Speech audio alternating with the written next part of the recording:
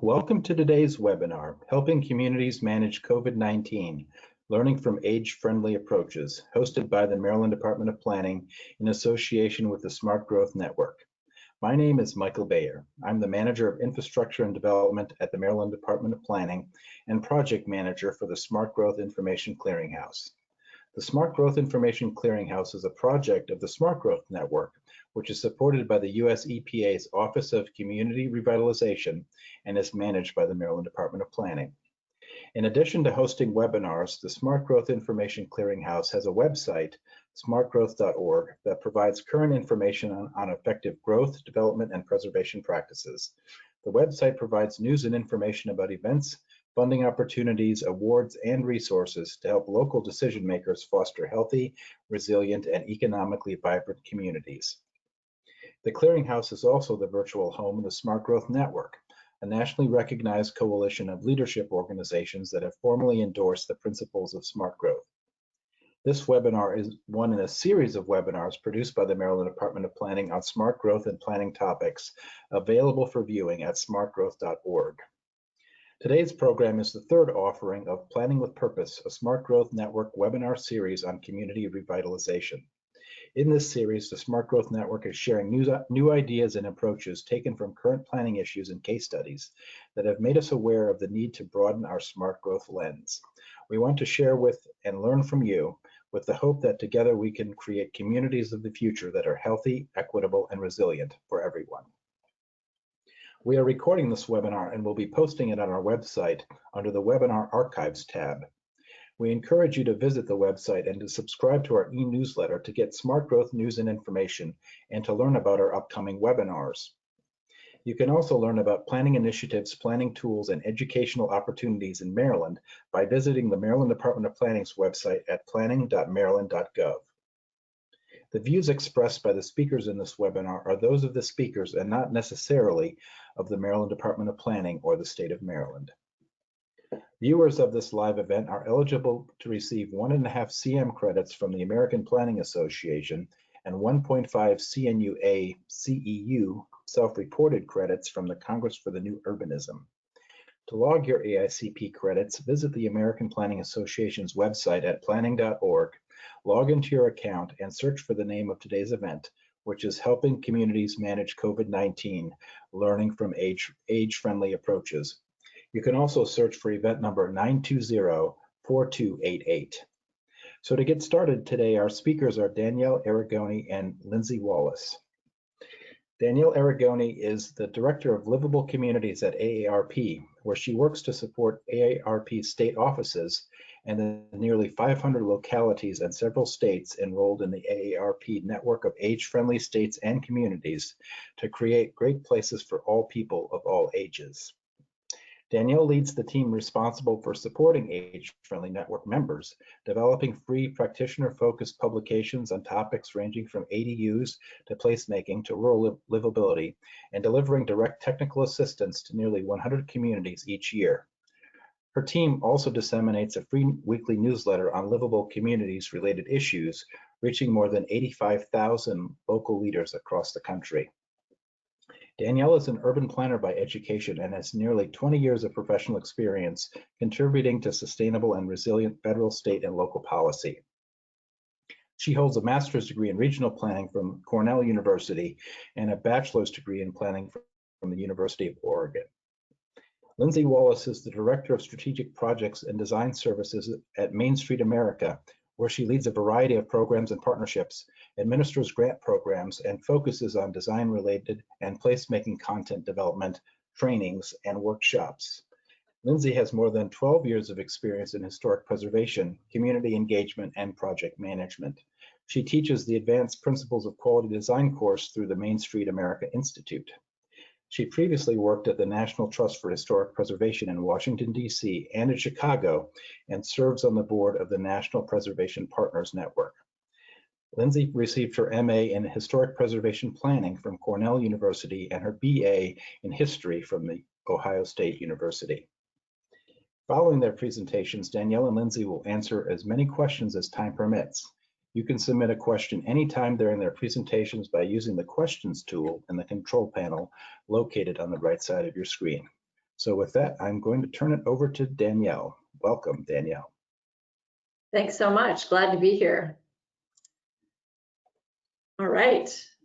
Well, thanks again for having Lindsay and myself. We're really happy to be with you all today to talk a little bit about how communities, from our point of view, are responding to COVID, particularly by using an age-friendly lens, as I'll describe. So let me dive right in. We're going to first do a quick rundown of what the things we want to cover today. First, I want to kind of make sure that everyone walks away from this talk with a sense of what we mean by an age-friendly approach and what it has to do with smart growth. Secondly, unpack a little bit how COVID-19 has impacted older adults and glean from that lessons about what that might be helpful in recalling as we look to both respond to COVID and recover from COVID. Help you all understand what resources exist both in our shop at AARP as well as in the National Main Street Center to support communities and planners like you all. And then finally, what can we do to sort of best position communities for successful recovery that ends up creating places that really work better for people of all ages. So with that, we'll start with a poll. I think that John or Michael will post that up here. And my first question for you all is, to what degree do you know if your community is a member of the age-friendly network or not? So we run a network called the AARP Network of Age-Friendly States and Communities. Is your community a member or not? So the poll is open on the screen for everybody. If you are having trouble responding to it, you can exit from full screen mode, and hopefully that will fix the problem. We'll give everybody about a minute here to respond, and we can see the responses are coming in. And once we close it, it'll pop open, and then I'll read the responses for Danielle. Right, I cannot see them. In the meantime, while you all are filling that out, just a quick overview of what the network is, and I'll get into this in more detail in a few minutes. This is a voluntary program where localities or states can opt to participate in a 5-year process to become more age-friendly. The states that are members, the first one was New York State, followed by Massachusetts and Colorado. There are a handful of others. Communities that are members of this network are as small as a couple hundred people. There are a great number of rural towns and small towns that are members, as well as very large cities such as City of New York, County of LA, and the like. So we'll talk about that more, but I'm curious to see how many folks are already acquainted with the model and maybe represent one of those communities already. So here's an opportunity for you, because 65% are not sure, only 16% are yes, and 19% are no. So not many. Perfect. And that means I'm talking to the right folks, the folks who need to be introduced to the model, perhaps. And for those of you who are already members, glad to have you a part of this, and hope to hear from you in the Q&A section. So those of you who are already members, I think understand this, and really this kind of shapes why we do this work, why AARP does this work. I think everybody knows about AARP, but not that many people know that we work on livable communities issues. And this statistic is what I always start with, because it's what continues to drive me and us all the time. It's the reality that in 2035, we'll be comprised as a country of more people over 65 than under 18 for the first time ever. So it's a turning point really in our demographic life as a country. And it causes us to really look at the built environment that we've created over many decades, and to kind of ask the questions, is our built environment ready for that demographic change? I think it's fair to say that in many ways, it doesn't necessarily work well for older adults now, and potentially it won't work well for them going forward. And there's quite a bit of evidence to support that fact. I think on the housing side of things, there's a real mismatch between the kind of housing that many communities are creating, with sort of a predominance of larger homes that are suited to families with small children. In reality, more than half of households are 1 or 2 persons, and yet there's not that kind of same supply of smaller homes that might work for them. We know that affordability is a crisis everywhere, particularly for renters, and particularly for older renters, for whom they are becoming more rent burdened. More of their income is going to pay for housing than it has in past years. We know there aren't enough homes that are built with sort of universal design standards in mind that would allow for aging in place. On transportation, we know that there aren't as many transportation options as probably need to exist. That older adults, in fact, outlive their ability to drive anywhere between 7 and 10 years. So what are the options in communities that exist for those people, and frankly, for people of all ages, if they cannot or choose to not drive? And then another sort of frightening statistic that frankly is a big driver for me and for us is that older adults represent a disproportionate share of pedestrian fatalities in 35 states. When it comes to parks and public spaces, we know that older adults are not utilizing parks at the same share that they represent of the population. There's kind of a mismatch there as well. And I think just recently we've learned from a great report by Trust for Public Land that parks are not equitably distributed, right? That the communities of color and low-income communities in particular are underserved by parks, which means that those temperatures in those communities are higher, which means to a greater share of heat-related deaths, which disproportionately impacts older adults. And all of those things and much more sort of roll into the sense of isolation and loneliness that was certainly a challenge for older adults before COVID. We've all had a taste of it in these last several months. And it's really exacerbated and worsened the crisis that comes along with that, where we know periods of prolonged isolation contribute to very real health effects, not unlike smoking 15 cigarettes a day, as well as contribute to a higher risk of dementia. So arguably, the built environment is not working well for older adults now. And our approach, our sort of age-friendly approach, is to support communities and local leaders to think differently about those three elements in particular, so that we can work to create places that not only work better for older adults, but really work better for people of all ages. So when we talk about housing, we're talking about particularly advocacy activities that many of our states do, where we're looking to lean in on regulatory reform that diversifies the housing stock. Not only was this fantastic bill success made last year in Oregon, just recently Portland, of course, adopted new zoning laws that really go further even yet still in diversifying housing supply.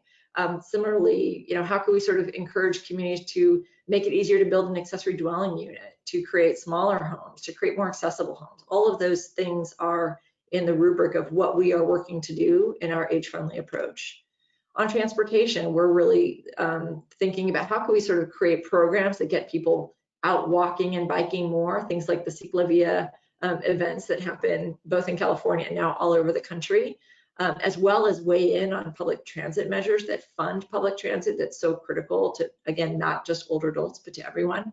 But also, how can we sort of change the built environment in ways that increase pedestrian safety, that increase use of different modes, that really fulfill the dream and the promise of a more complete streets type vision for our public roads. When it comes to public spaces and parks, our view of public spaces and parks is that they should be inclusive places that attract all ages. There's activities, there's events, there's artwork that celebrates the mixing of generations, and that lifts up public spaces as the dynamic magnets that they are and they can be for bringing communities together. So that's really kind of our vision for what we mean with parks and public spaces.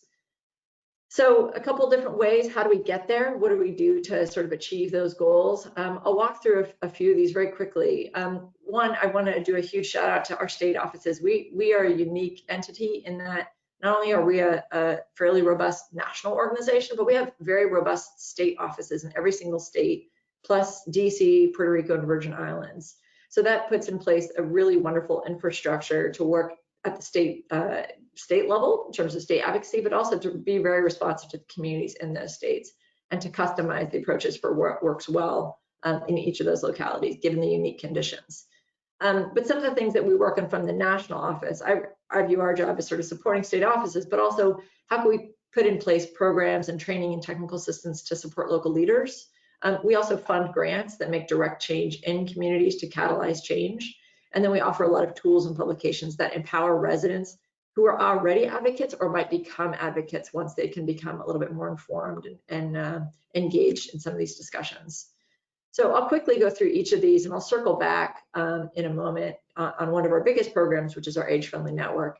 But we do a lot of training and technical assistance programs. Some of these firms that we work with as technical assistance providers are in fact members of the Smart Growth Network, which is wonderful. And in these cases, we're providing direct customized assistance to communities or to states on any of the issues that we just talked about. We also, though, are starting to pilot more sort of service year learning type approaches. So we have core members, AmeriCorps members, in a handful of communities with public allies and cities of service who are kind of there for a longer term, more entrenched sort of support to communities to promote their age-friendly work. One opportunity that I want to make sure everyone on this call is aware of is that we actually have a training opportunity coming up next month that is free for everyone. So this is a practitioner-focused event diving in on transportation specifically. It will be available via live stream, of course, 3 hours each day, September 15th and 16th. And we're going to walk through the themes of safety, accessibility, and resilience, and make sure that we talk about all the modes, everything from sort of human-powered modes like walking and biking to fuel power modes like driving cars safely, public transit, volunteer rideshare, private rideshare, as well as sort of emergent technologies like AV, and really unpack how, what are some strategies that communities are using now, and that local leaders, national leaders suggest that can be put in place to really support more livable communities. So I encourage you to register for that, and we'll hope to see you then. We've also funded grants directly in communities for projects. So just last week, we announced our 2020 awards, in which we allocated $2.4 million to community-based projects all around the U.S. We funded 184 projects this year on top of 376 from past years that loosely fall in these categories. The majority of them fund public space enhancements of the kind that I've described. So these are public art enhancements, these are murals, in some cases musical equipment, playground equipment, signage, park benches, the like. We've also funded a good number of transportation-related projects, temporary bike lanes, temporary traffic calming measures, activities to promote safe walking, as well as projects in housing, in smart cities. And this year, we're also funding projects that are specifically responsive to COVID-19. So again, I hope that some of you are among those communities that have benefited from one of our grant awards. We think of these as demonstration projects to really prove to the community what is possible to catalyze longer term change. So we have a new map that we just rolled out last week, livablемap.aarp.org, where you can find out more about if your community was a recipient of this grant program now or in the past. A couple other tools. We offer the Livability Index, which is a great sort of point in time analysis of community, where you're at in this livability journey. And it gives you a sense of what are some areas that your community does particularly well on, where are some areas that might need improvement. I've mentioned our map already. And then importantly, again, for this audience, we offer a free weekly newsletter that goes out every Wednesday that is chock full of information, resources, news focused on practitioners specifically. We're actually up to over 100,000 recipients of that each week. And those are all local leaders, planners, advocates who benefit from really getting sort of up-to-date information, learning from other communities, and being connected to grants and resources that can help them do their job. So I encourage you to sign up for that as well. We do a number of publications on a whole range of topics. I won't go into it here, but everything from housing and ADUs to transportation and parks and public spaces to community engagement to rural livability. These are all publications that we offer for free in print and download. You can access them all through our website. And they're really written for practitioners. They're written either for maybe the local council member who just got elected, who doesn't know a whole lot about ADUs and wants to understand what are the pluses and minuses or considerations in adopting that policy. Or they're written for, perhaps the local resident who has an interest in making their park better and wants to do a survey and an audit of how intergenerational is their park and what are some ways in which that can be improved. It's also written for people who are skeptical about why there's a need for housing diversity, and what are some other ideas that a community might think of incorporating into their built environment that better match the demographic trends that we talked about. So lots of information, lots of resources. Really encourage you to look through our Livable library and request any of those that might be helpful to you. One of the things we just recently completed was a derivation of this walk audit that I talked about. The walk audit has historically been a great way to get groups together walk around a neighborhood, walk around an intersection, and identify what's working and what's not as a way of building support. In these days of COVID-19, we did some sort of personal versions of that. So you can print them off at home, you can walk around your neighborhood, you can begin to assess what it is that's working and not. And frankly, these are great tools for people who don't understand the built environment in the way that we all do collectively. This tool is meant to really put in people's ideas, in people's minds, that the words, the verbiage, the terminology that they will need to go out and identify and advocate for the change that they need. So perhaps people aren't aware that a sidewalk feels unsafe because they aren't aware that there are too many curb cuts or that the traffic is going too fast. This helps really break down the elements of what makes a community walkable, and then again make suggestions for how they could, how these the users of these worksheets could turn those into advocacy tools or can become advocates themselves. So I encourage you to check that out. And then I'll leave this for Lindsay to talk about. This is our latest release. We often work with partners, great partners like Main Street America. We've partnered in the past with Trust for Public Land and Cities of Service and others to do publications. This one is really exciting because it's looking specifically at Main Street districts, commercial districts, and looking at COVID recovery and how these strategies that are so utilized and valuable in a Main Street approach really serve the purpose that we're at today in terms of creating more age-friendly communities and responding to COVID as well. So we'll get to that in a few minutes. But I want to circle back to the age-friendly network because this is really the lens through which we've identified and understood how it is that older adults are being particularly impacted by COVID-19 and how we can help communities be responsive. So again, the age-friendly network is comprised of almost 500 communities in 6 states, all across the country, ranging from very small ones to very large ones. It's a voluntary process. The council has to pass a resolution signing on to this commitment. The mayor has to sign a letter to signing on to this commitment, in which it says, the community is stating that we are actively involved in pursuit of built environment changes and social environment changes that are going to make this a better place for all people. We have over 100 million US residents now live in a community that's working to become more age-friendly. We hope that that number continues to increase. And really the foundation of the age-friendly approach is these domains, which you can see in probably very small font on your screens. It's things like housing, it's things like public spaces, it's things like transportation, but it's also things like information and communication, understanding how it is that older adults get their information and making sure that those channels work in all situations. It's things like social participation. Are there opportunities for older adults to get out and be involved in their community? And how can we sort of create more of those? Things like civic participation and employment. Are there barriers to older adults entering the workforce or re-entering the workforce? And how can a community break those barriers down? So these domains of livability are derived from the World Health Organization, which runs a global program of this type.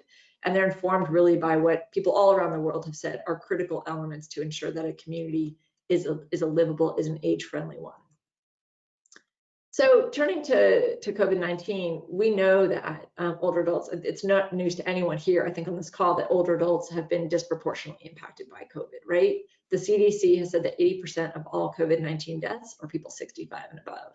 Many of those are in congregate living facilities. Many of those are disproportionately borne by people of color and people with underlying health conditions. And as sad and tragic as those deaths are, there are many more people who are impacted in different ways as well. We know that there has been a lack of access to food and medicine among many older adults. There's been, people were isolated before, now they're really isolated. There's these periods of prolonged isolation from family and friends.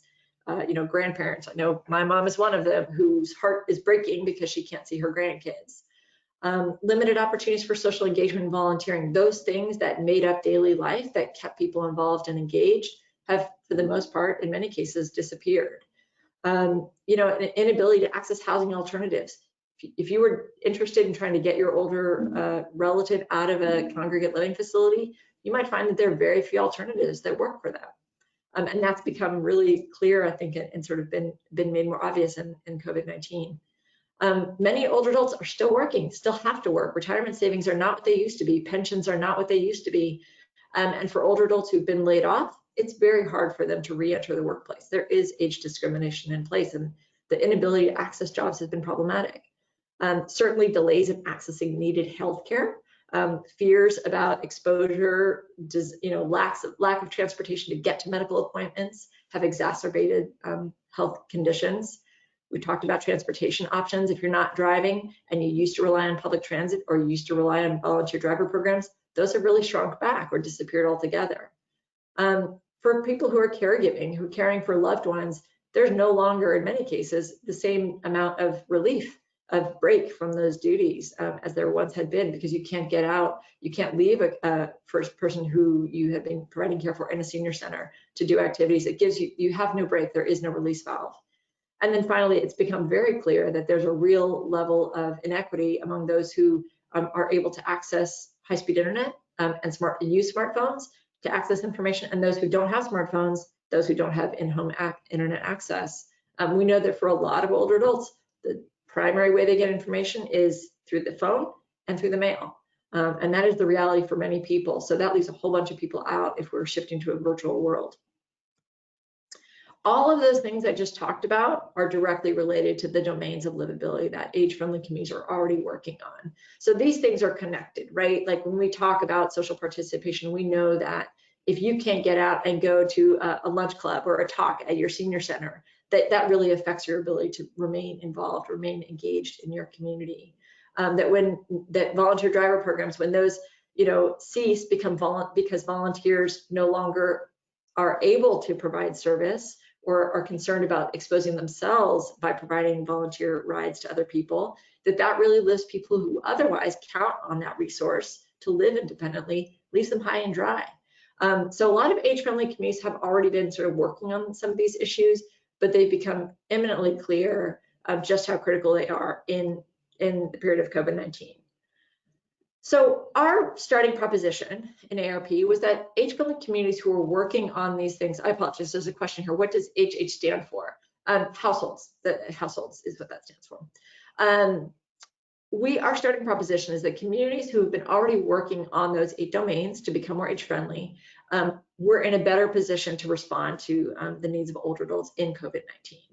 And we wanted to verify that. So we went out to them, we surveyed a good number of them. We found out that a lot of them had, in fact, very quickly pivoted to 3 major areas. The focus of their efforts in the early days of COVID were as follows: ensuring access to information, sending out postcards, doing phone trees, things like that to make sure that older adults knew what was available, knew the risks, knew what they could do to protect themselves, knew where to get food, etc. So ensuring access to information was key. Ensuring access to food, obviously, very important. A lot of programs that had been utilizing volunteers to drive people around town to appointments and such pivoted to driving, delivering meals, or acting as aggregators of meal service deliveries, or filling gaps in programs that weren't otherwise reaching older adults. And then finally, keeping older adults engaged in civic and social life. You have to remember, all of this is happening in the backdrop of the census. It's obviously happening in the backdrop of a political election coming up. It's happening with the backdrop of very critical local decisions being made about services being cut, budgets being slashed. We need older adults to make sure that their voices are heard, that they're staying apprised of things, and that they have an ability to contribute. And that also means things like keeping them stimulated, right? Finding opportunities to learn and to come together, whether it's through sort of online, senior academies, or frankly, reading books to children. Like, what are the ways in which we can keep older adults involved in civic life? Out of that then resulted a couple different things. One, we've partnered with the National League of Cities on their older adult response initiative. So we took some of those same stories we heard and populated their database with an invitation to other NLC members to contribute their own stories of how they were responding to older adults.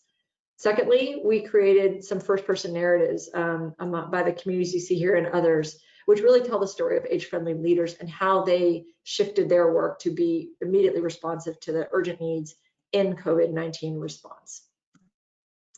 In addition, we also kind of looked across all of our domains and pulled examples together that could be informative and helpful to anyone, whether or not you're an age-friendly community. So for each of the domains that we talked about, there's great examples. There's a lot of examples that we saw among age-friendly communities and beyond of things that they could do.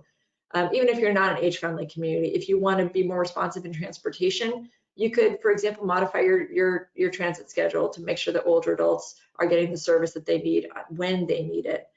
You can change the sort of pedestrian crossing signals so that there are no-touch crossing signals, so that people have a safe way to cross the street without putting themselves at risk.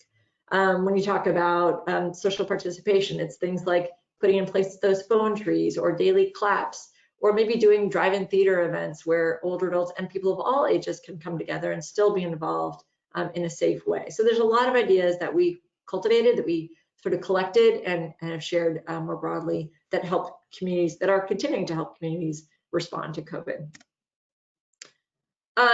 So we also want to kind of verify a lot of what we heard. So we did that work in March and April, but we knew that there was much broader work happening as well. So we did a survey in June, actually, of our age-friendly members, and wanted to understand a little bit more about how they were approaching this work. So this kind of confirmed for us some things that we knew and highlighted some things that we did. So we already knew that we had a great mix of members in our age-friendly network. About 25% of our members, again, these are communities, right, are urban communities, very large ones in many places. About 30% of them are suburban. These are self-characterizations, so that the age-friendly leader themselves identified their own community as such. The majority, frankly, of them are small town and rural places, often very much volunteer-led, very much volunteer-driven. So that kind of paints a picture of who are our members.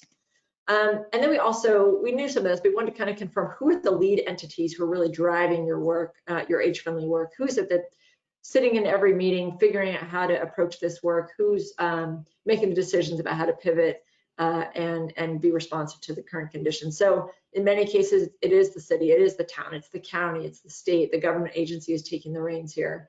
In other cases, it's an advisory coalition that's brought together a number of different disparate groups, or it's volunteers. It could be the area agency on aging, which is a really important player, often seated at the county level, that's delivering services to older adults. But it also can be the MPO, or the regional planning organization, or the Chamber of Commerce, or businesses, or the university. So really wide range of people at the driver's seat on age-friendly responses in communities. We asked them, to what degree do you feel your community has been impacted by COVID-19? And well over 80% said to a moderate or great extent. I think, again, that's not particularly surprising to anyone. For some, because there are places that are quite rural, it was maybe too soon to tell. They hadn't yet felt the full brunt of COVID-19 in their community, or hadn't been wildly, terribly impacted. We asked the question of how many people did they believe that their age-friendly commitments have helped their community be responsive. More than half said yes. A third said they weren't sure, and I think partially that's because we don't quite know how this COVID-19 thing is going to end, when it's going to end, and to what degree that groundwork has been successful in resolving it. But nevertheless, it was a good endorsement of the fact that there had been a lot of advanced work done. And when we dug a little further to understand what was helpful about your age-friendly approach, what was it that made it beneficial, we learned that those partnerships that I talked about were critically important. 46% of people, of our members, said that that was the thing that made the difference. You often hear, particularly in the emergency response world, you don't want to exchange business cards at the scene of the disaster, right? That's not the time to meet the people who you're going to rely upon. You want to know who those organizations, those people are well in advance. The Age-Friendly Network presents an opportunity to do that. A secondary benefit was prior efforts to improve communication with residents. So first of all, just knowing that older adults aren't getting the tweets from the mayor. They're not getting the newsletter that the email that the county distributes, that other modes are needed in order to get information to those folks. Those have been helpful. Again, part of the age-friendly process is to start by asking people what is it they need, what's important to them. Those surveys and the information that have been collected from residents before COVID proved to be really helpful for about 14% of our members, who said that helped them understand what the needs were, what the gaps in service were, and to be able to respond more effectively. And then again, a lot of our age-friendly work is driven by volunteers, and the degree to which those volunteers who had previously been hosting events or serving as volunteer drivers could be redeployed and repositioned in other roles proved to be very, very valuable to a lot of our age-friendly members. All right, here's time for our second poll. The question is, I believe, where are you in the recovery versus response mode? Are you still very much in response mode? Have you transitioned to recovery, or are you not quite sure? Yeah, so the poll question is up on the screen. You have 4 responses there, and we'll keep it open for about a minute or so, and then we'll close it down and share the results. And folks are responding. Again, if you're having problems voting, you may need to exit from full screen mode. And I can see the responses coming in, so it looks like people are able to respond.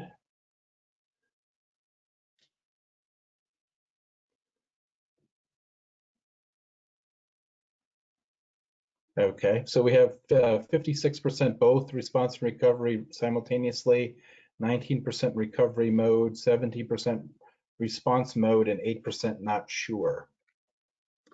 Perfect, thank you. That's a great indicator of, I think, what our age-friendly community members feel as well, where they're at as well. So this slide there's a lot of information here. It's a little bit in the weeds, but I want to walk you through it because I think it's pertinent both to where you're at in the spectrum, right? Are you still very much in response mode? Are you beginning to transition, or are you squarely in recovery mode? There's insights here for all 3 of those stages.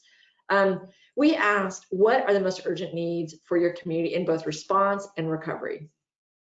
No surprise, I think, to us, and given what you've heard today, top issues were access to information, making sure that people know what's going on, making sure that older adults are engaged in social and civic activities, ensuring that they have access to food and medicine, ensuring that they have access to healthcare, including telemedicine, and addressing mental health. Those were easily the top 5 most important areas for both response and recovery.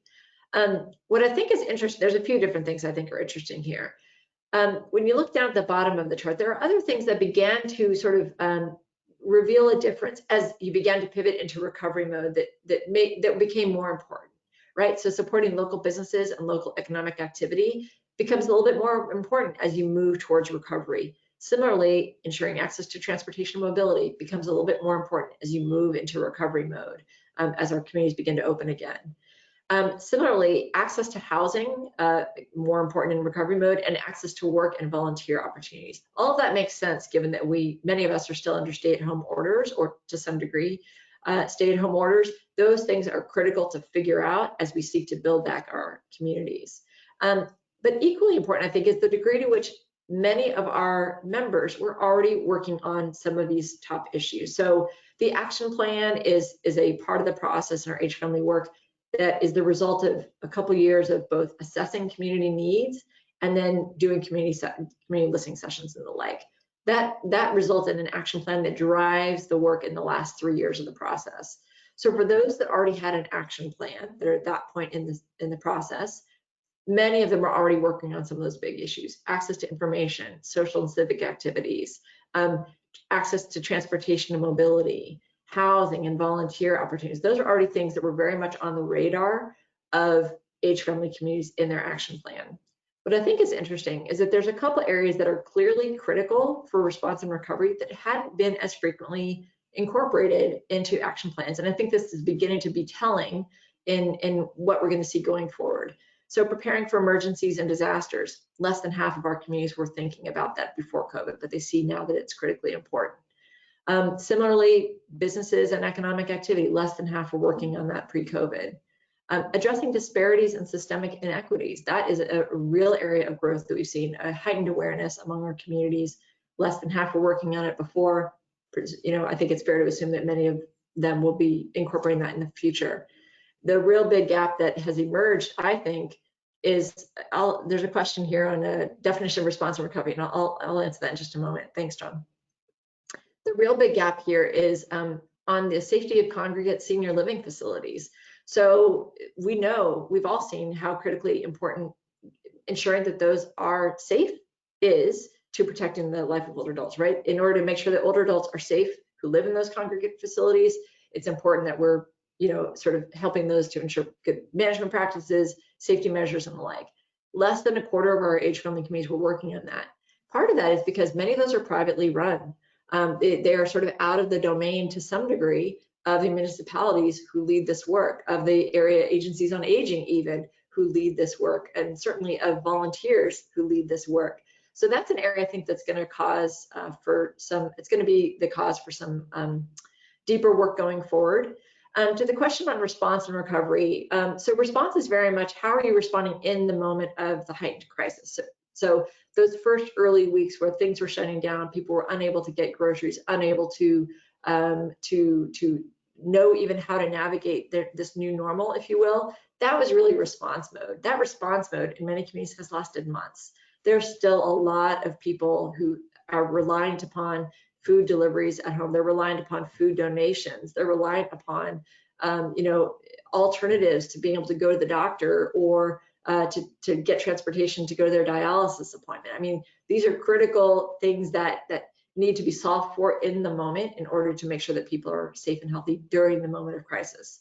Recovery is really sort of what comes next. So it's once the bulk of the crisis, the peak of the crisis has passed behind us, recovery is moving out of that mode back into what we would arguably hope for is kind of our old normal, or a better version of our old normal, where we can sort of live the way that we had been accustomed to living, hopefully learning things along the way. So I hope that helps in terms of the definition of response and recovery. So anyway, this slide is, I think there's a lot to be learned from this, and it was very reinforcing, I think, of many of the things that we had heard. So our summary question for our members was, do you think this is going to change your age-friendly approach? About a third say they're not sure yet. Still very much in the mode of trying to figure out where all this lands, what that means for them. But about 2/3 or close to that say that yes, it will change. And here's a few examples of how they've described that change. For many communities, several communities noted that being more acutely aware of isolation and isolated residents is going to drive their work going forward. Another one spoke specifically to ensuring that there's a lens of equity across everything that they do. That's become a real heightened awareness in many of our communities. This person happened to be writing from Minnesota, where it was particularly acute, but everywhere I think arguably there's a need to do that.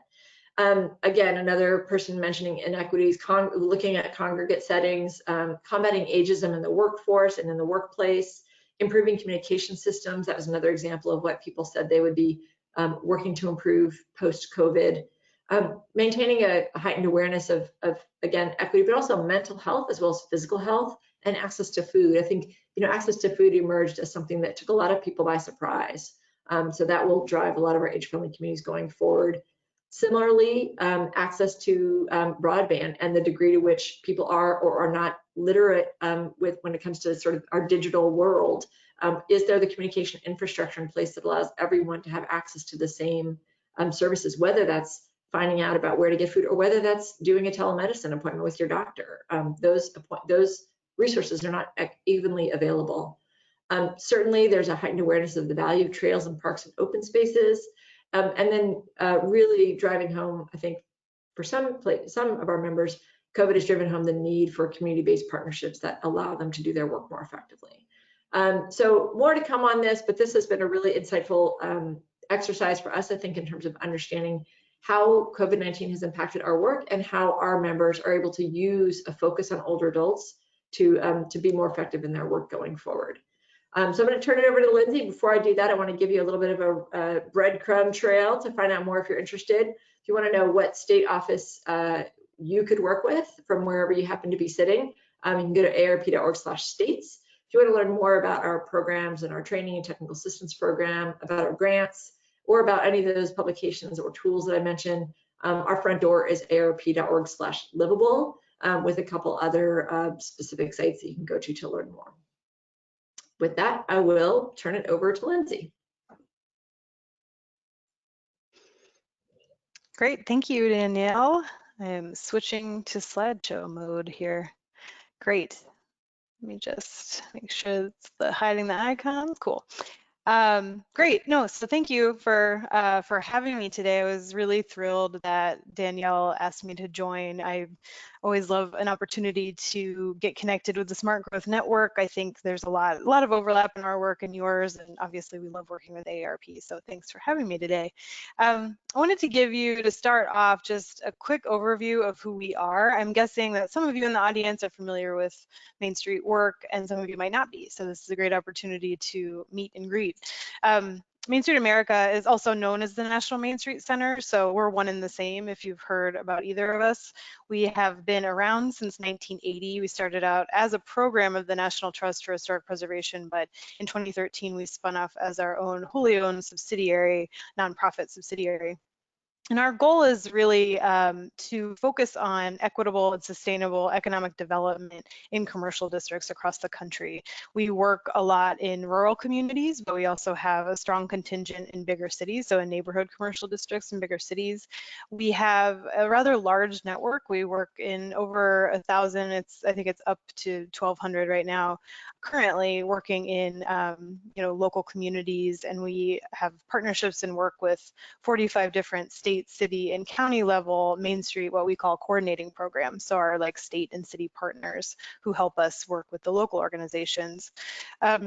So, we're really about supporting local leaders and residents with a practical framework, which I'll show you just a quick preview of what that is. We're really about, creating these equitable spaces and supporting equitable access to economic development opportunities. So as you can see, as we go through, there's a lot of connection and overlap in our joint work here. But what I'll do first, before we get into that, is a poll, because we're curious about whether or not your community has a Main Street program. So the answers to this poll are yes, we have one or two. Yes, we have several, which some of you in bigger cities, that might be the case. No, or not sure. So take a second for that. Yeah, Lindsay, that people are responding. So again, the reminder today is that if you are having trouble, to exit the full screen mode, and we'll give everybody maybe another 30 to 45 seconds to respond. Only a few have responded so far. Sure. Tracking numbers coming in. Sounds good.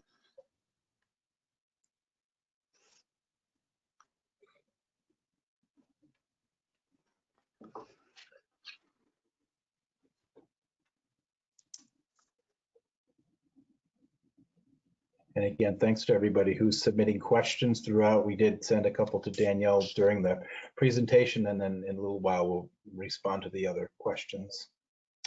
Okay, I think we'll be closing this momentarily. Okay, so a pretty wide distribution here. 33% not sure, 31% no, 25% yes, we have one or two, and only 11% with yes and several. Oh, well, that is a great distribution, and I'll echo what Danielle said, but this is exactly where we want to be talking to you all today about all of this. So I'll keep moving. So just to give you a little overview of what the Main Street approach is. So it's really focused on these 4 points, but as in that connection of these 4 points. So economic vitality, it's a pretty obvious one, and kind of how all the other points point to, in a way. So really about, building that diverse economic base, catalyzing new investment, and cultivating strong entrepreneurship ecosystems. So we are about supporting small businesses, but we're also about supporting local entrepreneurs. Design, which will be a major focus of today's conversation, and that's really, it's not just about historic preservation, although historic buildings are a big part of Main Street commercial districts, but we look at design overall. So streetscapes, public spaces, creating inviting atmosphere, underlining the point that downtown is for everybody. Promotion, that's a point around marketing your district's defining characteristics. So leveraging those unique assets that make you who you are. And then organization, we're really about supporting those local grassroots organizations. So we do a lot of work around building leadership and organizational capacity, helping folks ensure broad community engagement, so that intentional community engagement that's important in everything that you do. And then of course, forging partnerships across sectors. So all of that kind of ties together to help support that community transformation goal.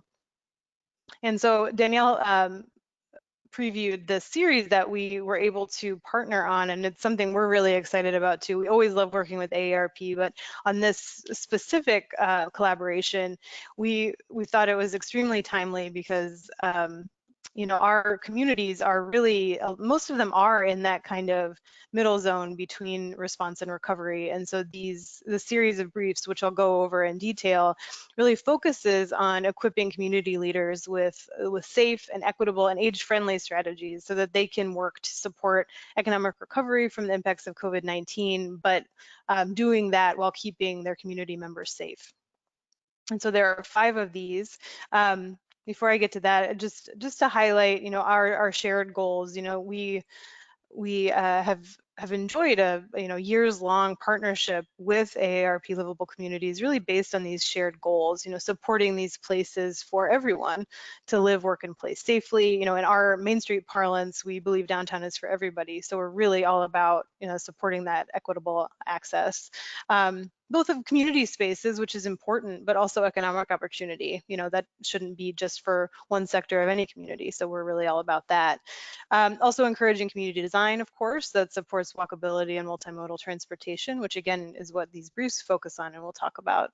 But also offering guidance and best practices on the activation of public spaces. What's so rich about both this partnership, but also, you know, this network that you all are in and the sort of overlaps in our tangential fields is this opportunity to be able to compile these resources, share them with our networks. So it's just a great opportunity to be on this webinar for that kind of thing, because that's really something that we try to do, especially with access to the network we have. We want to make sure they know who's out there and who's doing what so that they can integrate that into the work that they're doing on the ground. So what I'll do in this presentation is basically go through the 5 briefs that we produced, and I'll do kind of the overview, so it'll give you a little taste and you'll get excited to go read them. They're available both on our website and on AARP's website, so I'll show you those links later. But I'll just go through and kind of give you the highlights of what we found here. You know, we chose these specific topics because, you know, these design solutions are some of the most frequently used approaches. They're familiar approaches. Many of you have probably seen or helped employ in your districts. So many of the benefits of these are evergreen, right? And so that's something we note in these briefs, but we really also wanted to show how these solutions are particularly useful now as these commercial districts everywhere are faced with that continuing COVID-19 response and management. So we not only focus on the evergreen benefits and approaches, but also how these design solutions meet some of the most immediate needs, like keeping the community safe and healthy, creating like literally physical space in the districts is key. And of course, supporting small businesses as much as we can. So I'll go through the concepts and the benefits, and then after that, I'll kind of summarize and discuss some overarching considerations that we promoted for local leaders to prioritize in order to make these efforts successful and equitable. So open streets, many of you in this audience, I'm sure, are familiar with this concept. You know, basically open streets, also known as slow streets, are programs and initiatives that temporarily open streets to people by closing them to cars and trucks. And so, you know, in the evergreen angle on this, open streets are really usually about raising awareness for multimodal transportation, intergenerational activity, community engagement. And that's true and important even, you know, all the time, right? But with COVID-19 response, this kind of initiative can really, the most important piece is helping create that physical space, both for more customers to patronize local businesses safely, but also just for residents and visitors to enjoy public spaces while physically distancing. So to help kind of mitigate those feelings of isolation, which are, you know, a really there's a strong side effect right now that we're experiencing, and many people were before, of course. The other piece of this that has been interesting is that many of the Main Street communities, the commercial districts, are incorporating eased regulations and expedited permitting processes in connection to their open streets initiatives. So things like, you know, including temporary alcohol takeout or open container policies to create an additional revenue stream for restaurants and bars. I'm sure many of you have seen that, but also looking at management plans for ingress and egress if there are outdoor events that are physically distanced. So we're seeing some really interesting adaptations of this.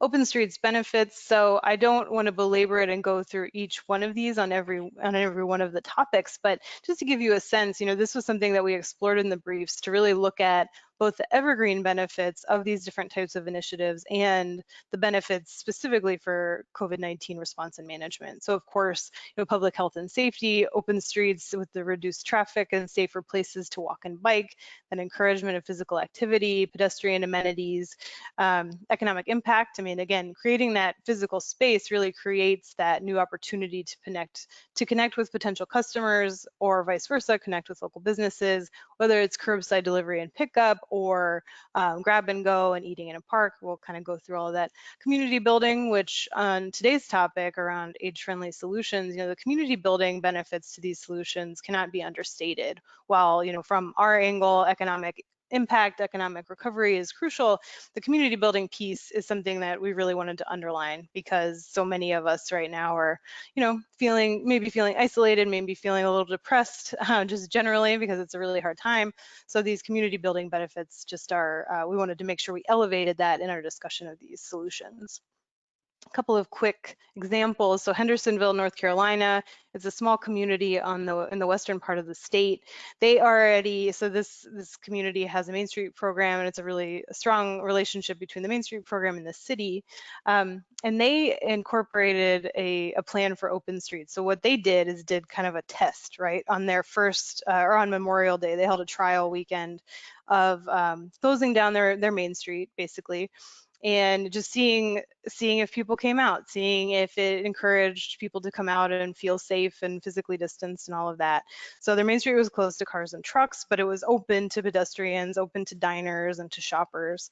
And so what that, was a test idea, but incorporated in the plan was the Main Street organization did a pretty robust series of surveys after that first initiative to kind of see what the public reaction was, both of the folks who attended, but community members who didn't.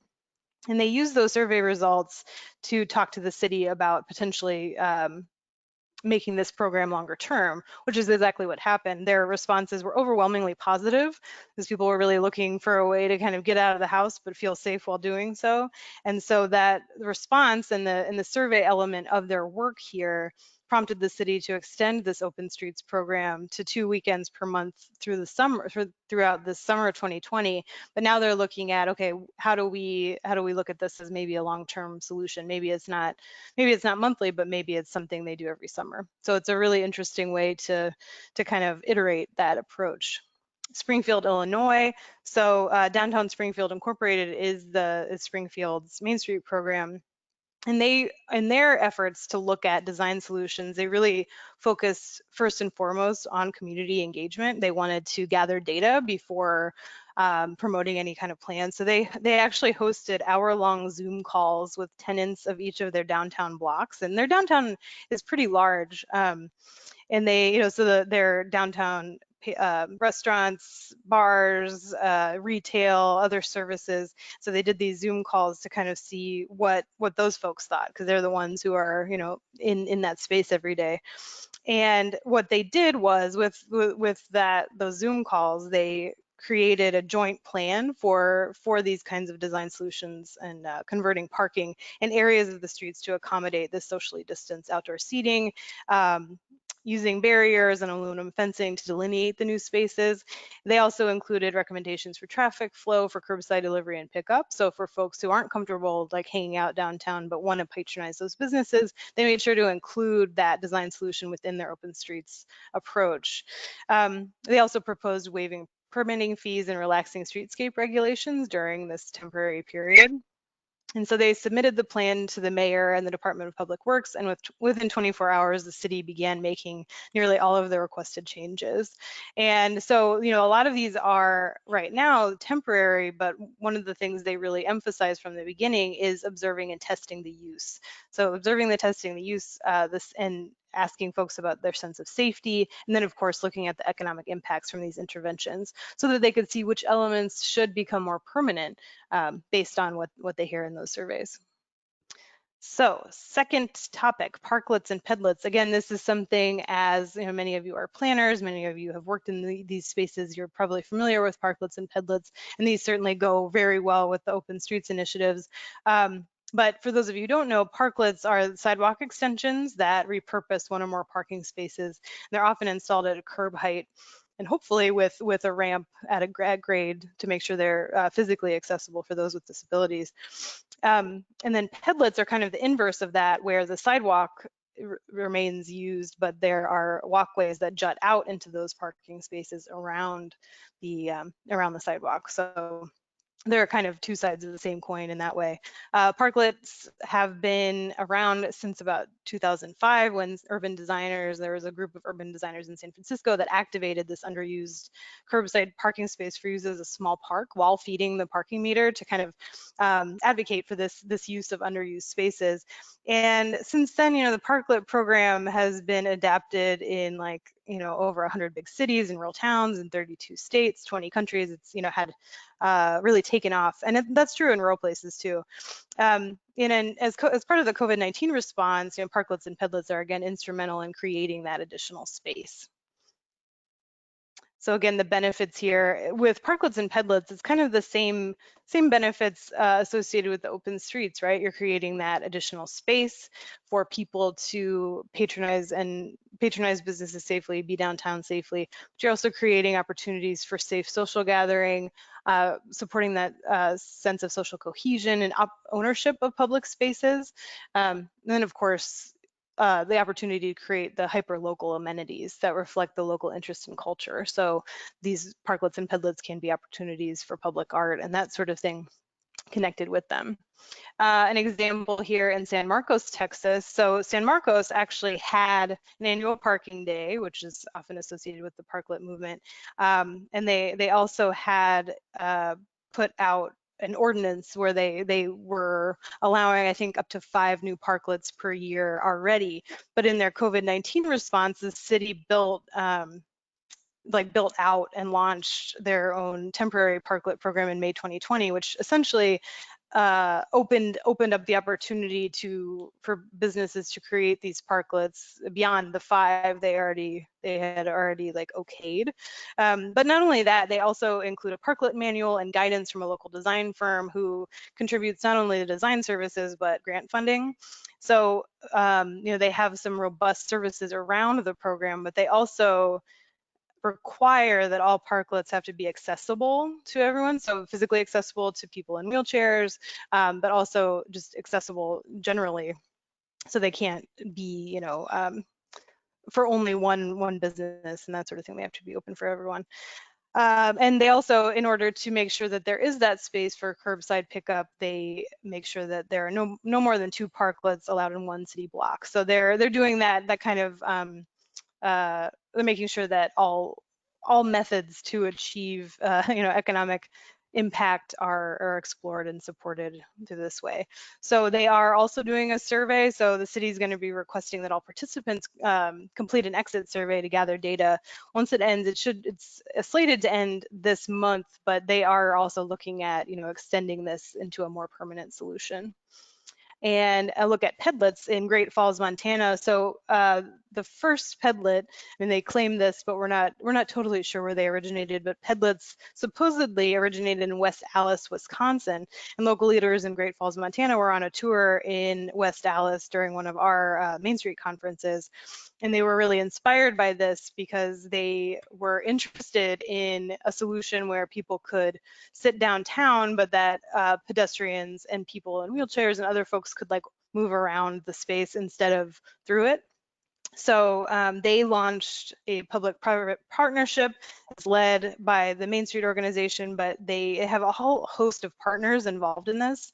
NeighborWorks, like their community NeighborWorks, their state Main Street program, business owners, and the city parking division, they got involved to make sure that the parking division was involved in those conversations, in community engagement around this idea. And since its initial launch, the Pedlet program has expanded to several businesses in downtown Great Falls. It's not a huge downtown, so it's a rather large impact. It's also proven to have had a pretty strong positive impact, economic impact, where the Montana State University in 2017 they did a profile on this, and they noted that in one business alone, the Pedlet program added 30 seats, created 5 jobs, and increased revenue by 20%. So in the wake of COVID-19, you know, they already have this Pedlet program, but they have been fielding a much higher number of inquiries from across the country about their Pedlet program and within their downtown for extensions of this to other businesses, which is pretty exciting. Commercial district amenities. So when we think about commercial district design, you know, one thing that maybe isn't as exciting or interesting as a parklet is infrastructure and amenities that support the creation of great spaces. So, you know, when we're talking about this infrastructure, we're talking about like a set of basic physical and organizational facilities that support the operation of the district, right? So it's not only things like roads and lighting and water and sewer, but the things that we're talking about in this brief is around smaller scale infrastructure elements and amenities. Specifically in this brief, we talk about internet access, sanitation stations, and movable furniture. And, you know, this might seem sort of minor in comparison to the first two, even though they all kind of go part and parcel, but really the quality of infrastructure and amenities, it's not only important to a district's basic functioning, but it's also really directly connected to whether or not this is a great place, whether or not you're creating a great place. And so there's a lot to this that has some big impact while being, you know, maybe not as visible. So yes. So we focused on the 3 small scale infrastructure elements that I mentioned that bolster the creation of great spaces, right? Particularly in this time. So when we talk about digital enhancement, we're talking about strengthening Wi-Fi and broadband, both for local businesses to help, and we'll talk about this a little bit more, but for small businesses to create, you know, an e-commerce platform and have more access that way, to look at, you know, look at the inequities in access to Wi-Fi and broadband. It's becoming more and more important. So this is a great time for local district leaders to evaluate what kind of internet access their community offers to be able to pull down some barriers there and to make sure that the access is more equitable. With sanitation stations, you know, we're talking about hand washing stations, hand sanitizer stations. In the commercial district, those are crucial to help support that sense of safety. And then movable furniture, we're talking about tables and chairs and other kinds of furniture that can help fill out the spaces that you're creating, right, through the open streets initiatives and through the parklets and pedlets. So some benefits to this, of course, we talk about this digital enhancement. It's all about both supporting the remote workforce, as many of us are working remotely right now, opening opportunities for bringing in new industry / supporting local entrepreneurs. You know, one thing we're seeing, this is a little bit of an aside, but one thing that we're seeing is that, or we're anticipating based on research we've done from other kind of spikes in entrepreneurship, is that we're anticipating that in this response and recovery and management that we will see a spike in local entrepreneurship. We saw that after the Great Recession in 2008, and we're expecting to kind of see something similar. So it behooves a commercial district and its leaders to really look at what kinds of digital amenities they have in the community to help support those entrepreneurs. Movable furniture, again, you know, looking at creating places for people to rest, creating places for people to sit if they're eating or hanging out, and, you know, doing that safely and physically distanced. And sanitation stations, you know, is pretty obvious health benefits there, but also encourages adherence to public safety guidelines and makes that easier for people to achieve. And also, you know, offering hygiene supplies, making those available for people experiencing homelessness. You know, that this time certainly has not made anything easier for people experiencing homelessness, and sanitation stations in one way can help support health more broadly in the community. An example from Nampa, Idaho. So this this community is a little bit bigger than some of the ones we looked at before, but We chose this case study because they have this really interesting public-private partnership centered around outdoor furniture. So the city and its business owners worked together to create this partnership based on a recent downtown assessment that identified outdoor dining as like the highest desired downtown amenity, and they didn't really have the space or the furniture to do that. So in this evaluation, following this assessment, the city worked with the business owners to kind of identify this quarter block of downtown that seemed like the ideal location for this, where there was enough physical space, there was interest from the business owners, et cetera. But they had an issue where the sidewalk widths and state laws prohibited open alcohol containers, and that made it impossible for the businesses to build outdoor seating sections.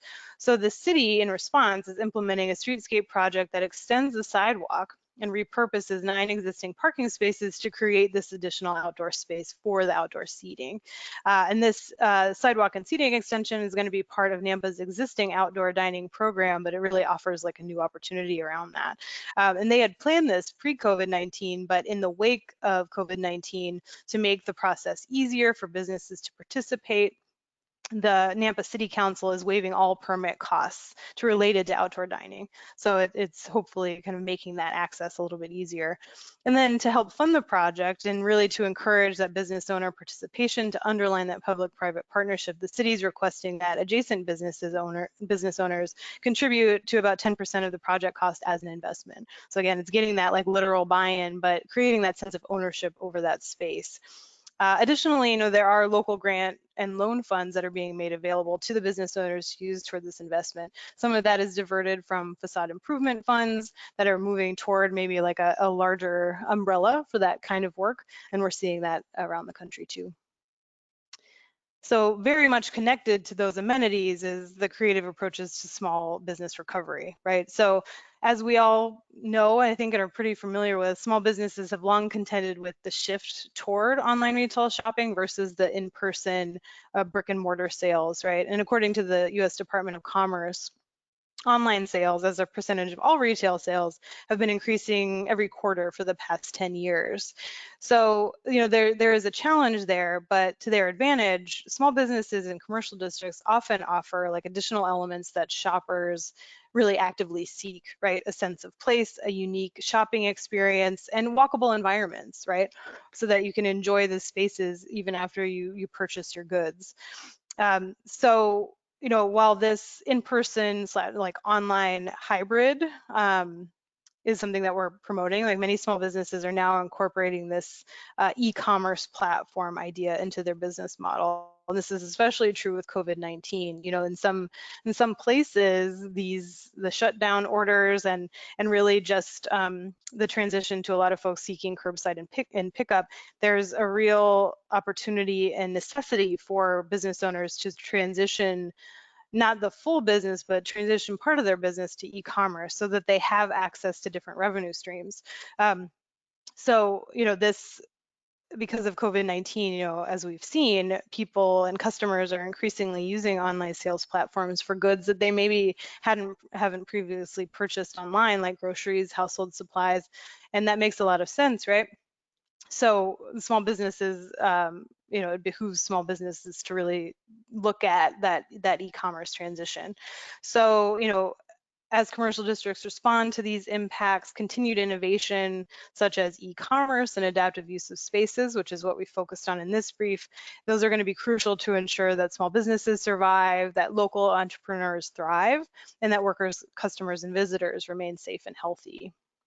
So just some quick definitions. Many of you are probably familiar with this, but just to call it out. When we talk about adaptive use of spaces, we're really talking about the redesign of existing spaces to facilitate a new use. So for example, vacant storefronts that are temporarily used for pop-ups, pre-owned vehicles that are converted to food trucks or mobile retail stores.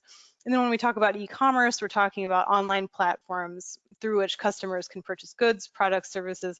There are existing e-commerce platforms like Etsy, Facebook even, but then of course the bespoke small business websites, a lot of folks are looking at those in kind of their COVID-19 response and management.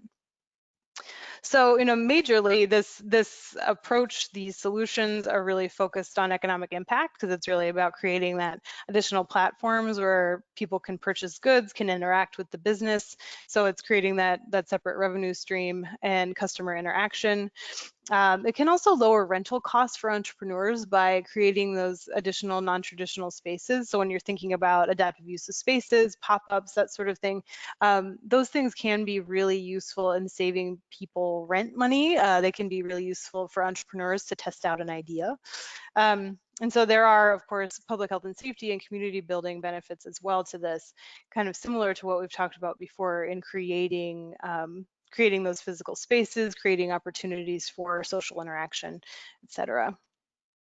So an example from Florence, South Carolina, this was a really cool program that they worked on. So the city, and the Main Street program is a part of the city.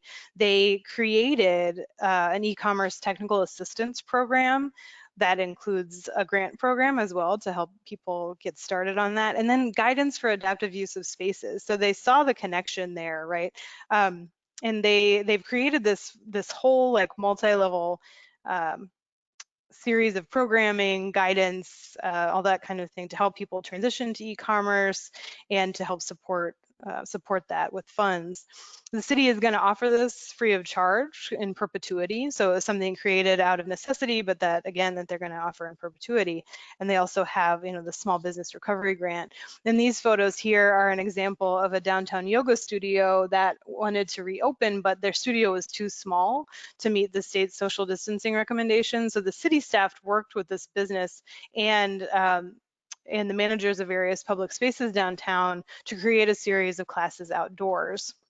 So this is just one example of helping like a specific business, but the city is also of course, designated curbside pickup zones for retail and takeout food purchases. So they have signage and kind of really obvious spaces for those.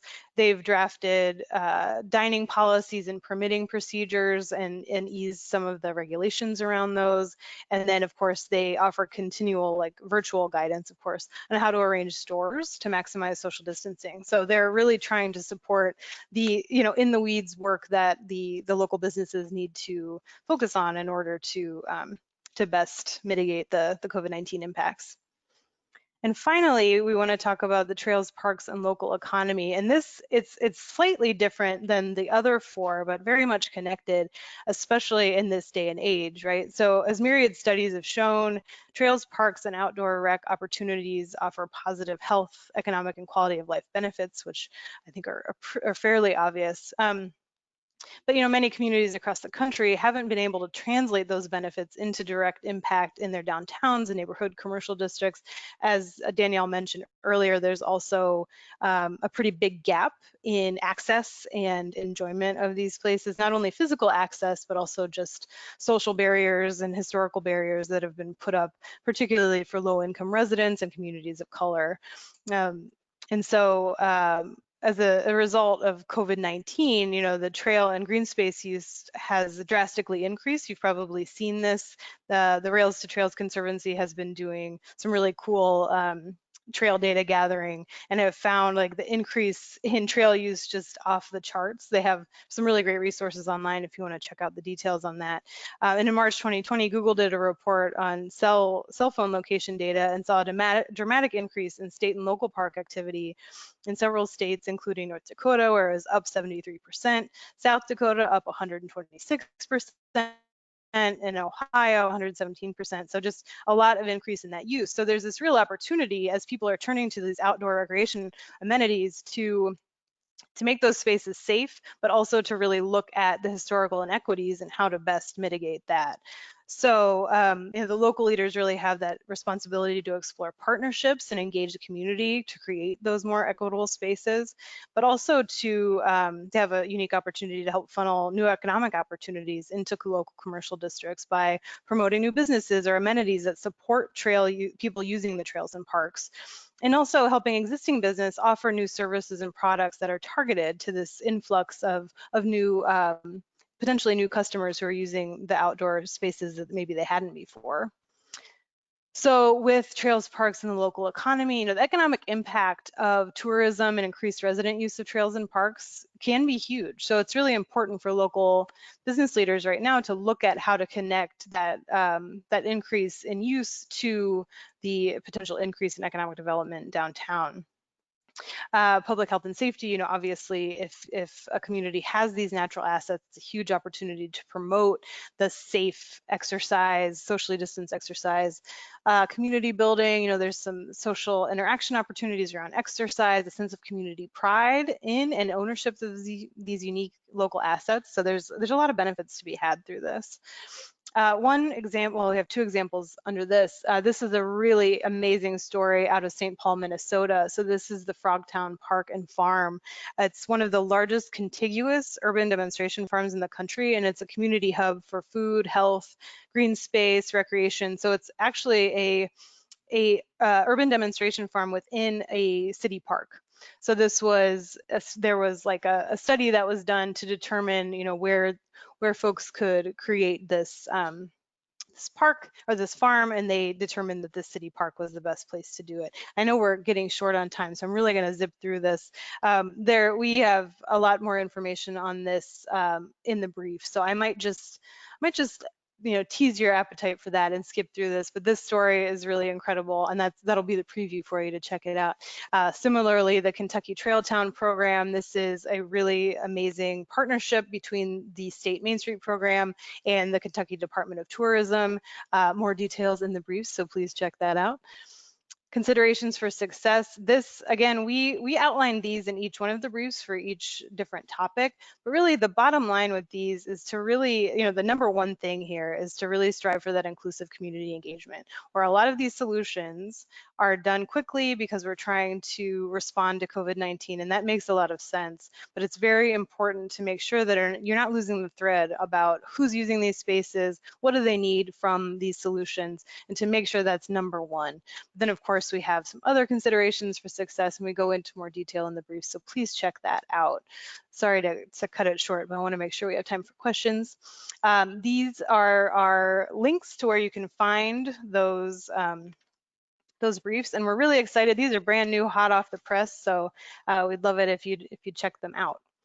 And then that's my contact information. I think we'll have a slide up for that too. So I'll stop talking to make sure we have some time for questions.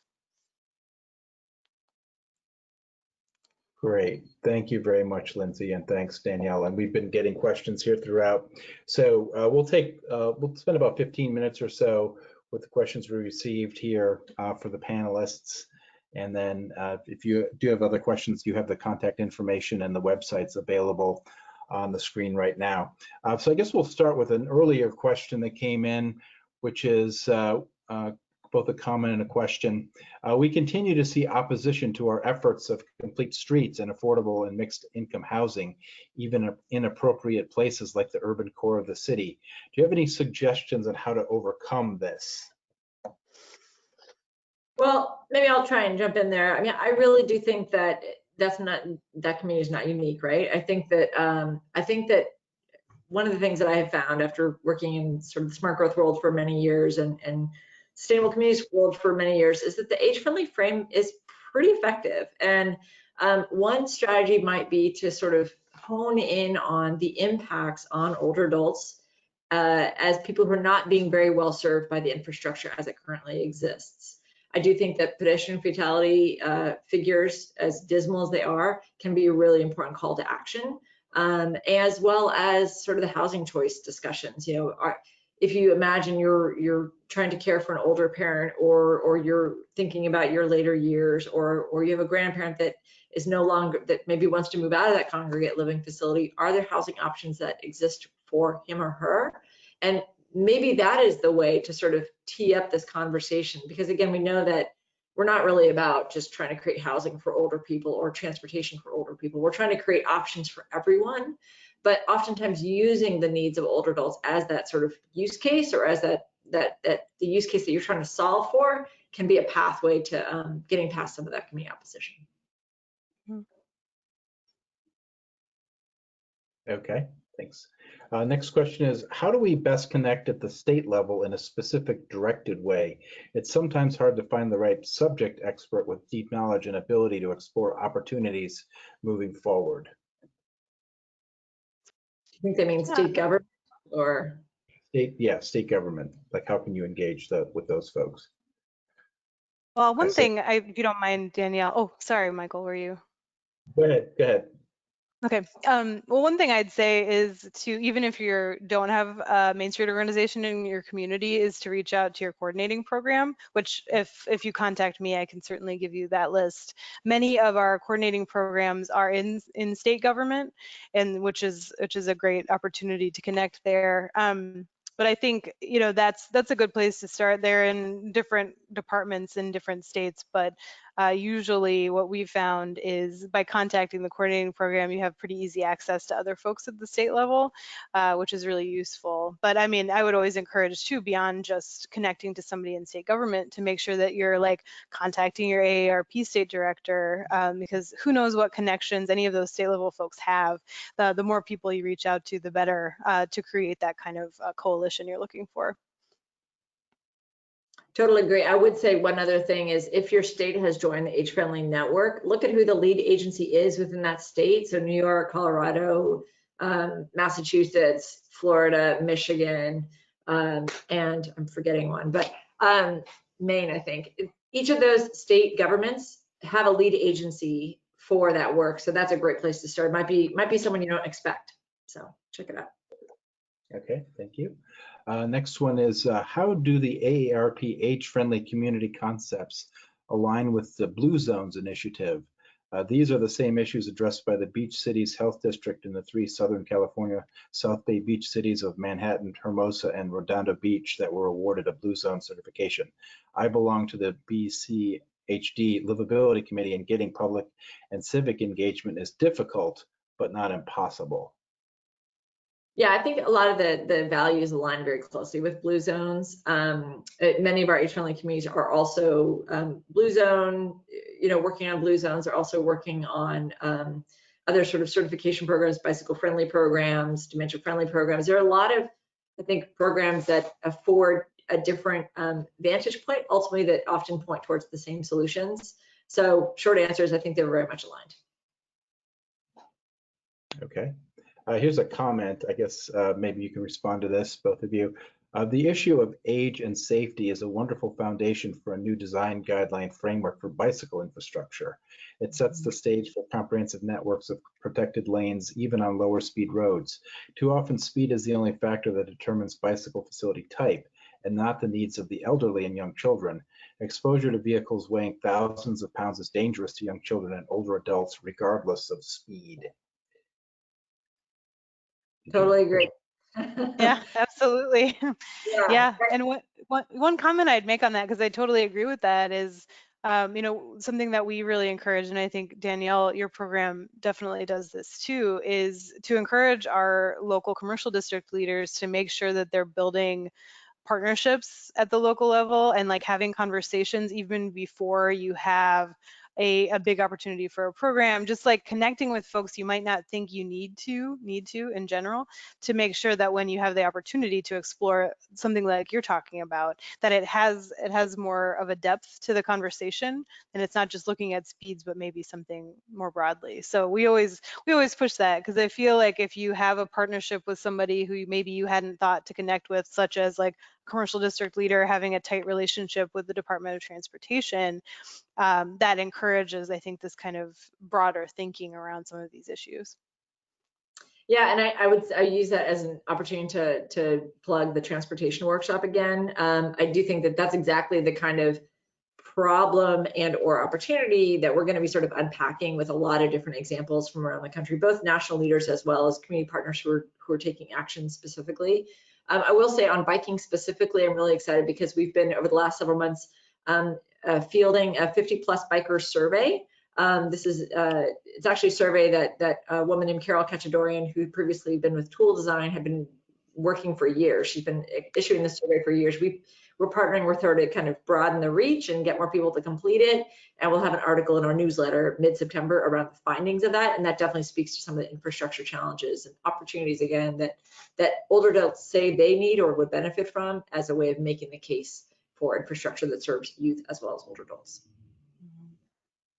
Okay, thank you. I guess in terms of the examples you were talking about, there's a question here. Do any of the solutions and examples presented include communities of color with at least 60% of that population? Yeah, no, thank you for that question. It's so important. Yes, so I mean, one off the top, I think there are a few of them, but Frogtown in St. Paul I wish I had more time to discuss that case study. Sorry for going over. That community, it has a long and complex history. It's actually used to be the site of a historically African-American neighborhood that was disproportionately affected by urban renewal, which is a really tragic story. And actually, I encourage you to do some reading on the Frogtown neighborhood. It's a really fascinating and kind of horrible chapter in the city. But now Frogtown is still a very diverse community. It's actually one of the centers for immigrant populations in the city. So it has a large population of Hmong folks, folks from Somalia, Vietnam, and as well as African American folks. So it's a very diverse and really cool community that has long had traditions connected to farming and to agriculture. And so part of the reason this farm was created was to support the sort of like pocket farms the community had already created for themselves, but to give like a bigger space for that, to highlight that those skills and those traditions, but also to bring other community members into the fold of that, to kind of learn that practice, learn those farming techniques. It's a really cool place. Highly encourage you to check it out. Okay, thanks, Lindsay. Next question is, how do we ensure safety in terms of the increased use of trails and parks, if in some cases it may be hard to maintain social distancing and some individuals may not wear masks? It's true. Danielle, I guess I can start it. If you have anything else to add, please do. Yeah, so we certainly, when we talk about this kind of focus and design solution, is to make sure there's signage posted around, which I know people see those and don't always follow it, but for the local district leaders, for that element, there's only so much they can do. But the signage, both in the kind of connector from the downtown to the trails, throughout the parks, on the trails, but it's not just like formal signage. We really encourage iterative signage, sandwich boards and that kind of thing, to kind of re-emphasize that those messages. Okay. Next question here is, senior-only living proved to be a mixed blessing when the pandemic hit. It kept older people safe, but isolated them from other generations. Any thoughts about what we can learn from this? Well, I think that's exactly right, that there were a kind of a mixed set of solutions. There are a set of conditions. I think that and the way we talk about it is always about choice, right? Giving people the option to live where they want to live. If they want to live in an age-restricted community, whether that's a development, these ginormous villages, developments down in Florida, tens of thousands of homes, or a more sort of supportive assisted living type facility, it really depends on individual choice. But I think what we have sort of concluded, or my perception, is that communities often think that housing for older adults must be one of those two types, that there's nothing else. And what we're really trying to say is, when you create more options for people and how they live, it gives them the option to choose whether they want to live in an age-restricted community for safety or for commonality reasons, or whether they in fact benefit from and really see value in more intergenerational connections. I think these days, particularly, Lindsay pointed to the fact that there'll be a spike in entrepreneurship likely to come. I think it's fair to say that there's going to be sort of a spike in civic engagement as well, that people really miss being able to connect with one another and find value in connecting with people at different ages and different walks of life. So I think that there are some communities that facilitate that, these sort of more integrated ones, but really it's about choice and giving people options. Okay, thank you. Are there follow-up surveys or other performance measures that allow age-friendly communities to call themselves such? Mhm. That is a really great question, and it's something we have struggled with a lot, in part because we've been very careful to say our program is not a stamp of approval. We're not certifying you as age-friendly and your work is done. This is a perennial, ongoing process of improvement. We are also working to figure out what are those metrics that the community has decided are important to them in becoming more age-friendly. So for some communities, they might decide that reducing pedestrian fatalities among older adults is the measure that is going to drive their work. For others, it might be expanding housing choice and building ADUs, or increasing opportunities, increasing the number of age-friendly businesses. Businesses that sort of are intentional in being thoughtful in serving the needs of older adults. It really needs to, I think, be driven by the community and what they view as their priority. So those are a few examples. There is no kind of national standard for what makes an age-friendly community across the board.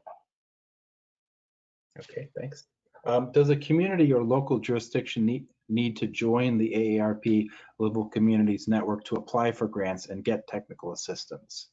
No, you do not. All of our publications are available to anyone. Our grants are available to anyone. Technical assistance is a little bit of a different animal. I would say our transportation workshop that I've talked about is available to everyone, regardless of whether you're in the age-friendly community or not. The technical assistance that we do offer with those partners that I listed on that screen is decided by our state offices. So to the degree that our state offices are prioritizing support for their age-friendly communities, that might be a differential.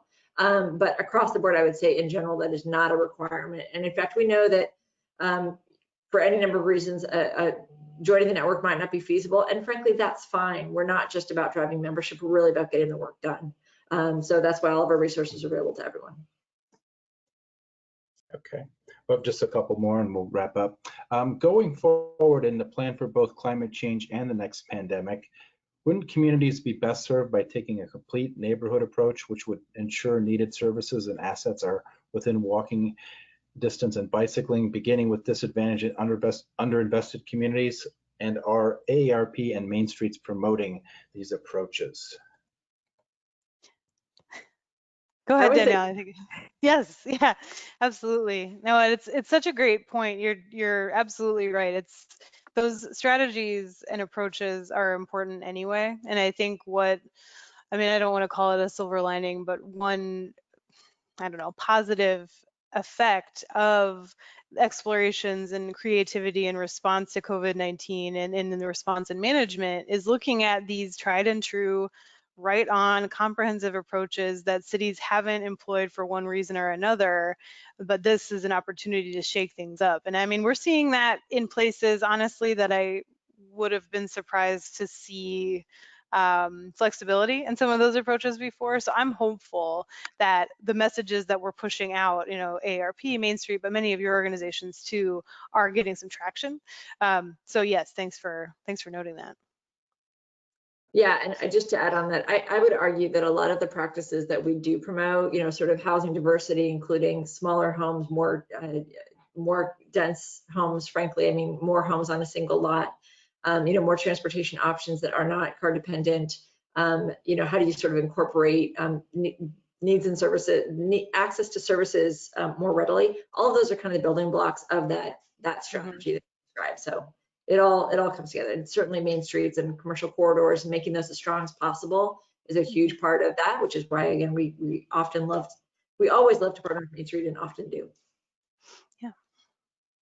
Okay, guess your last question then. Assuming that we won't be in a 6-foot social distance world forever, do you envision that these parklet and open streets economic development strategies will work long term? Yeah. I mean, that's a great question. I think we've seen them work before, COVID-19 created that necessity. I think what is the exciting well, I mean, I hate to put these positive words to it, but it is exciting in some ways that we're seeing people try these out, and not only try them out, but test them to see what they can integrate permanently. Because I think the other thing that we're seeing in some of the research my colleagues are doing is that the effect this will have on consumer psyche and just community resident psyche is going to be pretty long term.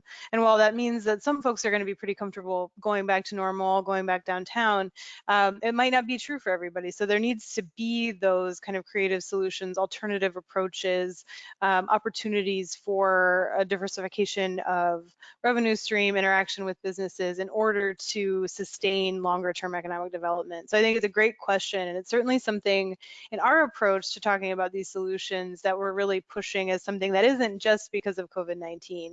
These are tried and true principles that were existing and working in places before this. Now is the time to test things out and see how you can apply them permanently. And I think that's the key word. All the things that we've talked about here are things that can iterate, right? That you can iterate on. You can test something out, you can tweak it, you can change it. It's not quite like the sort of pedestrian-only malls of the 1980s where you close off the street permanently and then you suffer the consequences for decades to come. These are much more malleable, much more dynamic changes that a community can sort of play with and get right. So that I think there's a lot as well. Great. Excellent. So we've gotten several comments thanking you both for all the information shared today. Obviously, there was a lot here, so folks who missed any of it can watch the recording later. And also wanted to mention that you all got a tip of the hat from Kent Soburn. I believe is that one of your colleagues? Yes, yes. Yeah. So he says hi. So with that, I guess we'll start. Maybe Lindsay, if you have any closing thoughts today for us and what we can kind of take away from all of this. Yeah, well, I won't take long. I think I did that enough in my presentation. So I'm sorry I wasn't able to get to some of the points, but I would just please check out these briefs, as Danielle mentioned. They're available to everybody. You don't have to be a member of Main Street or AARP to check them out. If you have any trouble accessing them, just reach out to me. But you know, the keys, of course, as we mentioned, the community engagement, iteration.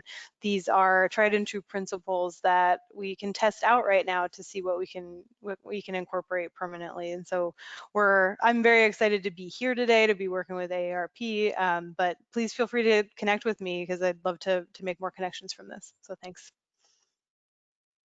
Great. Thank you, Danielle. Yeah, my closing thought would be, you know, wherever you work, whatever community you're in, do give a bit of a moment of thought about what your age demographic looks like going forward. In some places, the preponderance of older adults will happen much, much sooner than 2035. Some states are already there. And so when you look at like the state of Maine and other places like that, they're already at that point, and that begs a lot of questions about who they want to be as a community going forward, that I think presents some really wonderful opportunities to make improvements. The other thing is, like, we often reinforce older adults are an asset in the community. They provide incredible economic benefit, incredible volunteerism, and so much sort of deep community knowledge and affection. So recall that older adults are that asset. They are not a liability. I think that's a big hurdle that we often have to remind people of, and it can be a real asset, again, as you look to implement better solutions in your community for people of all ages. Great. Well, thank you both today. And with that, we'll conclude our webinar, Helping Communities Manage COVID-19, Learning from Age-Friendly Approaches. I'd like to offer a great big thank you to Danielle Arigoni and to Lindsay Wallace for a great presentation today, to all of those who attended, and to John Coleman, our communications and technology guru, who helps to make this all happen. The complete recording of today's webinar will be posted on smartgrowth.org. Also, for those of you who have requested one, all attendees will receive an email that will contain a link to a personalized certificate of participation. Please look for this follow-up email. When you exit from today's webinar, you'll be asked to participate in a short evaluation. Please take a few moments to provide feedback so that we can continue to improve the webinar experience for you. Finally, keep an eye on smartgrowth.org and your email inbox for details on other future webinars. Have a great day.